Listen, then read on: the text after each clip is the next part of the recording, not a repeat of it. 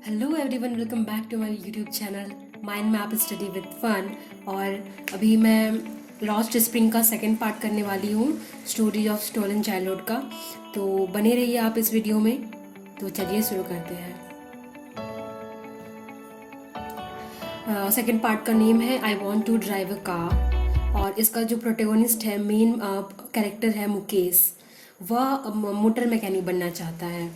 वह फिरोज़ाबाद में रहता है और Firozabad basically is famous for its bangles. वह शहर चूड़ियों के लिए फेमस है। और children like him to work in the glass furnaces with high temperature in dingy cells without air and light.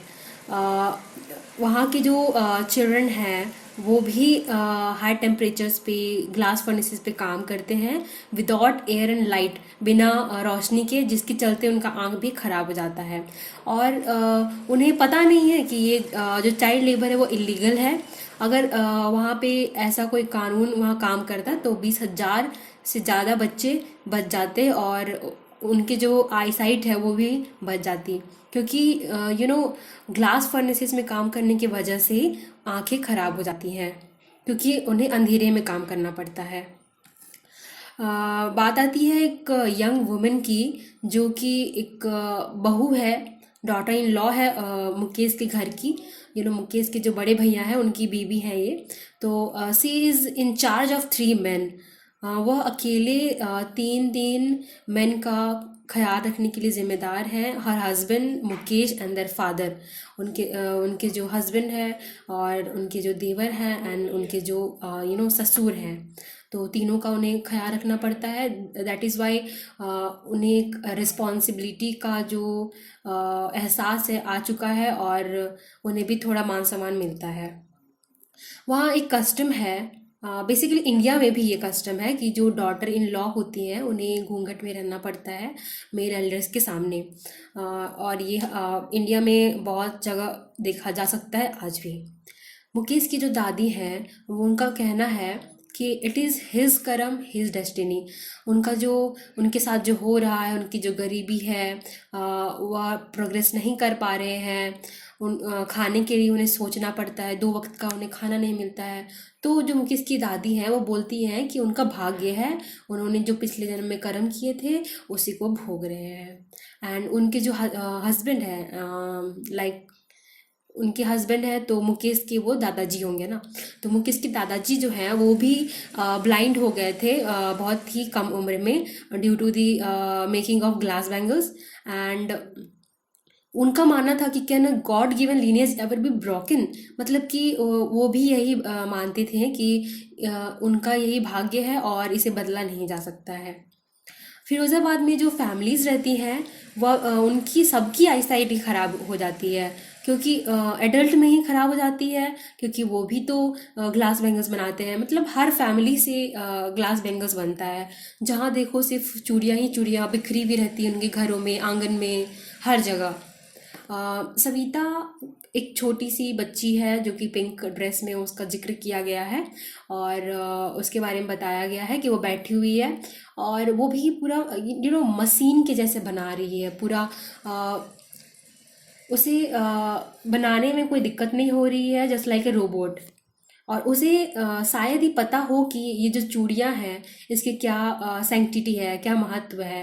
इन चूड़ियों का इंडियन वुमेन के जो सुहाग है उनके लिए क्या महत्व है। जो ओल्ड वुमन है उसके बगल में बैठी हुई है, वो बोलती है कि एक वक्त शेर भर खाना भी नहीं खाया। मतलब कि आज तक उसका जो ज़िंदगी बीत गया, उसे ढंग का खाना भी नहीं मिला एक टाइम का। उसका जो हस्बैंड है वह बोलता है I know nothing except bangles, all I have done is make a house for the family to live in. तो वो बोलता है कि मुझे तो चूड़ियों के अलावा कुछ आता ही नहीं है, और जितना आता है कि उससे मैंने एक घर तो बना लिया है जिसमें सब रह सकते हैं। इसका ये मतलब है कि उन लोगों के लिए अपने सर पर एक छत होना भी बहुत गर्व का बात है, और वे इस बात को मानते हैं। मतलब कि उनका कोई बड़ा सपना नहीं है, एक छत हो अपने सर पर, खाने के लिए हो, बस दैट इज़, और उन्हें और कुछ नहीं चाहिए। Years of mind numbing toil, मतलब इतने सालों तक वो जो मेहनत करते रहते हैं, उनका जो दिमाग है वो काम करना बंद कर देता है। और killed all initiative ability to dream, उन्हें जो सपने देखने का भी जो एबिलिटी था वो भी ख़त्म हो जाता है। एक क्वेश्चन है, why not organize your self into cooperative, जो राइटर है वो उनसे पूछती है वहाँ के लोगों से कि तुम लोग एक कोऑपरेटिव क्यों नहीं बना लेते हो। तो उनका वो एक जवाब देते हैं जो कि सही भी है। वे एक ऐसे विशियस सर्कल में फंस चुके हैं जिसमें साहूकार, द मिडिल मैन, मतलब कि जो बीच के जो आदमी रहते हैं, और policeman, the keeper of law, और द ब्यूरोक्राट्स एंड द पॉलिटिशियंस, ये सब मिल के उन्हें उनके जो कोऑपरेटिव है उसको चलने नहीं देंगे। उन्हें फिर जेल वगैरह वगैरह, मतलब उन्हें बहुत ही पेपर वर्क करना पड़ जाएगा, और जो कि वो चाहते नहीं है, क्योंकि बेसिकली वे पढ़े लिखे नहीं हैं उतने, उन्हें कोई आइडिया नहीं है कि लॉ से कैसे निपटा जाता है, सिस्टम में कैसे रहा जाता है। उनकी उनकी जो दुनिया है उनके शहर तक ही सीमित है। उनका जो काम है बस चूड़ी बनाना है, और वे उसके अलावा कुछ नहीं जानते हैं। मुकेश बाद में भी उससे जब पूछा जाता है तो वह यही सेम चीज़ बोलता है कि वह मोटर मैकेनिक बनेगा। तो इससे पता चलता है कि उसका जो विल था बहुत ही फर्म था, मतलब उसका दृढ़ विश्वास था कि वह मोटर मैकेनिक ही बनेगा। और जिसके चलते जो राइटर है वो बहुत खुश होती है कि चलो कम से कम इस शहर में तो कम से कम एक मिल गया जो कुछ अलग ख्वाब देखता है। और हालांकि उसका जो गैरेज है बहुत ही दूर है घर से, तो जब राइटर उससे पूछती हैं कि तुम कैसे जाओगे, तो दूर है, तो बोलता है कि मैं चल के चल जाऊंगा। तो इससे ये भी पता चलता है कि वह कितना डेडिकेटेड है अपने सपने को लेके।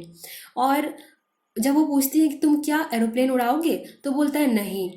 मतलब इससे ये भी पता चलता है कि जो उसने सपना देखा है वह उससे बहुत संतुष्ट है, उसे उससे बड़ा और कुछ नहीं चाहिए, उसके अंदर लालच नहीं है।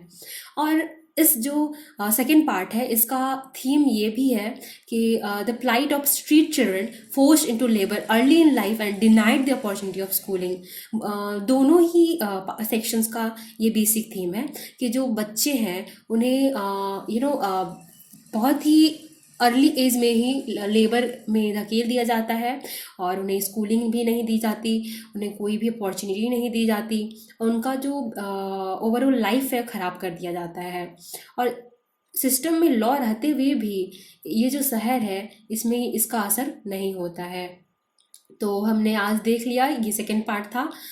नेक्स्ट वीडियो में हम बात करेंगे, कुछ शॉर्ट्स वीडियो बनाएंगे जिसमें ये भी बात करेंगे कि अभी जो चल रहा है कि बोर्ड्स होने चाहिए नहीं होने चाहिए, इस रिलेटेड एक वीडियो आने वाला है। तो आप stay tuned and thanks a lot for watching my video. If you like this please like, share with your friends and siblings, and also subscribe, and please don't forget to hit the bell icon so that you will never miss any video, and stay tuned. Thank you.